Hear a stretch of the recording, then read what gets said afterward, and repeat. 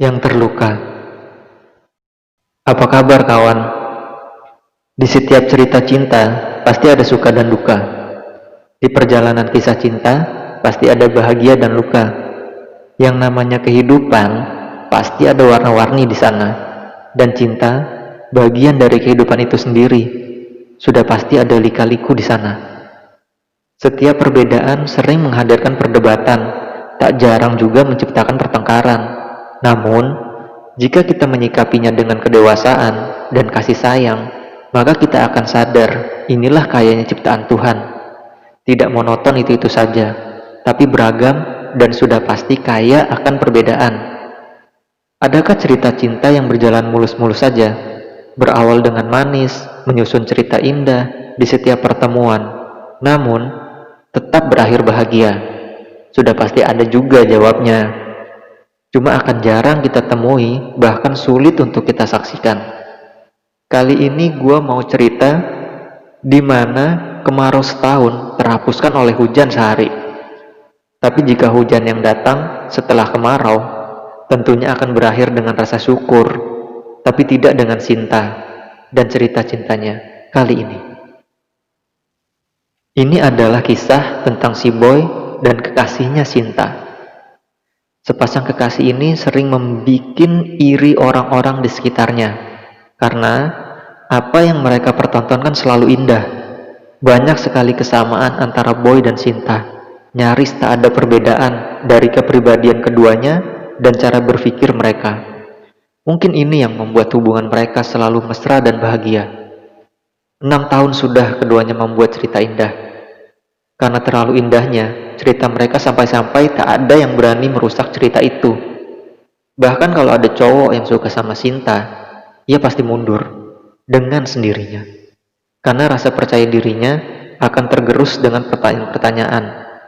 Jika aku yang bersama Sinta, mungkinkah Sinta akan sebahagia itu? Seperti bersama Boy. Mungkinkah ceritanya akan indah seperti Sinta bersama Boy? Pikiran-pikiran inilah yang membuat cowok-cowok yang suka dengan Sinta mundur seketika. Tapi jangan salah, begitupun sebaliknya. Banyak cewek-cewek yang suka dengan Boy, tetapi mereka memilih menikmati kisah cinta yang dipertontonkan Boy dan Sinta ketimbang menjadi orang ketiga, karena dihantui pikiran-pikiran yang sama seperti cowok-cowok yang suka sama Sinta. Tetapi seperti yang gue bilang tadi, ini tentang kemarau panjang yang dihapuskan oleh hujan sehari. Hujannya lebat lagi, udah gitu lama-lama sampai bikin banjir. Entah sudah takdir atau kebetulan semata. Hari itu Boy ingin pergi untuk berkumpul bersama teman-temannya. Kali ini tanpa ditemani Sinta, karena Sinta sedang ditugaskan oleh orang tuanya untuk menjemput neneknya di bandara yang datang dari Kalimantan. Hari itu juga tak biasanya Boy pergi menggunakan motor, padahal sehari-hari ia menggunakan mobilnya. 5 menit lagi sampai tujuan, tiba-tiba hujan lebat. Boy langsung minggir dan berteduh di halte. Karena tidak membawa jas hujan, Boy memutuskan menunggu hujan reda, baru melanjutkan perjalanan. Dari kejauhan, tepatnya dari arah terminal, ia melihat seorang gadis berlari-lari kecil menghindari hujan, menuju halte tempat Boy berteduh. Semakin mendekat, semakin mata Boy terpikat dan ogah melihat sekitar. Gadis yang sangat sederhana, manis, anggun, dan jelita. Penampilannya jauh dari kata modern, seperti tak tersentuh oleh kehidupan kota. Jantung Boy berdegup kencang saat melihat sang gadis menunduk dan membiarkan butir demi butir tetesan air hujan jatuh dari keningnya. "Hai," Boy menegur di tengah berisiknya air hujan yang menghantam atap halte. Gadis itu menoleh. "Iya mas." Oh, begitu lembut suaranya hingga menggetarkan dada Boy jauh lebih kencang dari yang sebelumnya. Boy pun berkenalan. Putri, nama gadis itu. Putri baru saja datang dari Bandung untuk merantau ke ibu kota, untuk tinggal bersama kakek dan neneknya, sekaligus untuk bekerja di tempat usaha kakek dan neneknya. Hujan di hari itu seperti sudah mengatur semuanya. Setelah perkenalan itu dirasa cukup, di mana Boy mendapatkan nomor telepon, bahkan rasa nyaman yang ia sematkan ke Putri. Putri pun tidak menolak saat Boy menawarkan tumpangan untuk diantarkan ke tujuannya. Dan hujan pun yang menjadi alasan Boy untuk tidak datang kumpul bersama teman-temannya. Hujan pun berhenti, seolah memberi jalan mulus untuk Boy dan Putri. Boy sangat bahagia di hari itu, sampai lupa diri. Seolah tak ada Sinta di hidupnya. Sepulang dari mengantar Putri, ia selalu cengar-cengir, seolah bayangan Putri tidak mau pergi dari pikirannya. Hari itu jantung Boy berdegup kencang terus-menerus, seperti jatuh cinta berkali-kali lipat. Cukup kejadian pertemuannya dengan Putri membuat ia melupakan kebahagiaan yang lain. Kebahagiaan bersama Sinta, kebahagiaan kumpul bareng teman-temannya, dan kebahagiaan menjalankan hobinya, seolah kumpul jadi satu seperti kebahagiaan yang ia dapat jika sedang menghabiskan waktu bersama Putri. Sesampai di rumah, rebahan di kamar, Boy masih tersenyum sambil menatap atap rumahnya, seolah ada gambar Putri di sana. Suara pesan masuk di handphonenya memecah lamunan indah si Boy.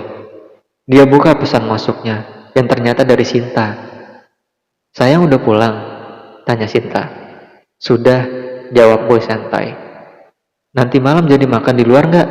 "Jadi dong," jawab Boy tetap santai. Entah apa yang direncanakannya.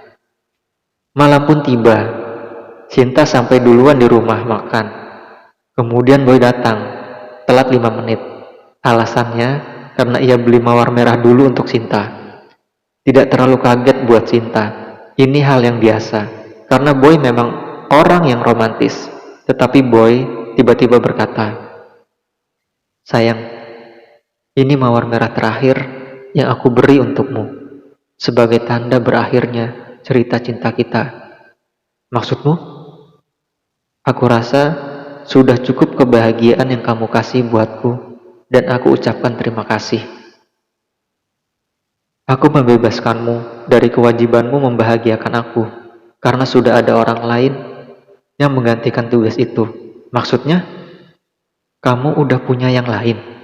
Kamu selingkuh di belakangku?" tanya Sinta. "Tidak, aku tidak selingkuh, dan aku belum memilikinya. Tapi, aku jatuh cinta kepadanya." "Siapa?" tanya Sinta. "Seorang gadis yang aku temukan di saat hujan yang sangat deras siang tadi." Kemudian Boy berbalik dan pergi meninggalkan Sinta bersama mawar merah di sana. Sinta menangis dalam diamnya. Tetapi hatinya tetap menguatkan jiwanya agar tidak lemah dan membusuk hanya karena seorang Boy. Ia hapus air matanya. Ia ambil mawarnya, kemudian ia tanam lagi di pekarangan rumahnya. Sinta memilih segera bangkit dan tegar, karena hidup bukan hanya tentang cinta. Itulah kedewasaan berpikirnya. Bagaimana dengan Boy? Apakah Boy sangat jahat karena telah menyakiti Sinta? Mungkin iya. Boy hanya berpikir hal ini tidak adil untuk Sinta jika diteruskan, karena ia yang paling tahu hatinya. Walaupun ia tahu, belum tentu juga ia berhasil mendapatkan Putri. Boy hanya merasa hina di hadapan Sinta karena lelaki yang dicintainya justru tidak bisa mengendalikan hatinya untuk jatuh cinta lagi.